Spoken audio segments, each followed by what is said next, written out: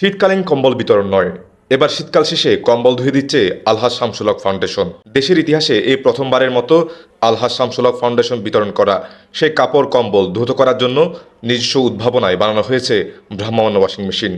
দেখুন, আমি বাংলাদেশের পথে প্রান্তরে একজন ক্ষুদ্র মাঠকর্মী হিসেবে যাই, ঘুরে বেড়াই, দেখেছি বাংলাদেশের এই প্রত্যন্ত অঞ্চলে গরিব মানুষদের জন্য সবাই আমরা শীতকালে কম্বলগুলো দিই, কিন্তু এই কম্বলগুলো ধোয়াধুয়ির কোনো ব্যবস্থা নেই, যার কারণে দেখা যাচ্ছে এই মানুষগুলো অসংখ্য রোগে আক্রান্ত হচ্ছে, অসংখ্য চর্মরোগে নানাবিধ রোগে আক্রান্ত হচ্ছে।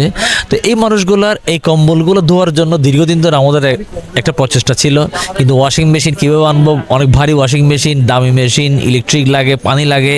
আমরা চেষ্টা করছিলাম ইলেকট্রিক ছাড়া বিদ্যুৎবিহীন এই ধরনের একটা ওয়াশিং মেশিন বানানো যায় কিনা।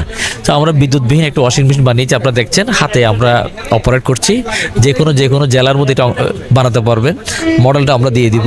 এবং একটা কম্বল ওরা বছরের পর বছর না ধুয়ে কিন্তু ব্যবহার করতে, যেটা ওনাদের শরীরের জন্য ক্ষতিকর এবং নানা রকম চর্মরোগ কিন্তু এসব কারণে হয়ে থাকে ধৌত না করার কারণে।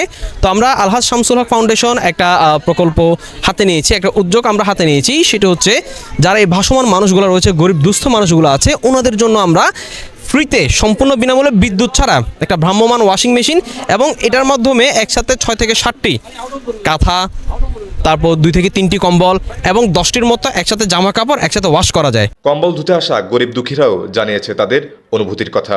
ভালো লাগতেছে, বিনামূল্যে দুইটাছি, কষ্ট হচ্ছে না, টাকা খরচ লাগছে না, সে আর কি। আমি একটা নিছি, আমার একটা কম্বল নিয়ে আসছি, আমি ধুইতে পারি না, তো অসুস্থ শ্বাস, আমি কম্বল টম্বল ধুইতে পারি না, এই জন্য নিয়ে আসছি। ধুইলে একটু ভালো হয় আর কি, অ্যালার্জি খালচি এগুলা তো প্রায় লেগে থাকে, ধুইতে পারলে ভালো না, সেজন্য নিয়ে আসছি। শিশি আজাদ, চট্টগ্রাম পোস্ট।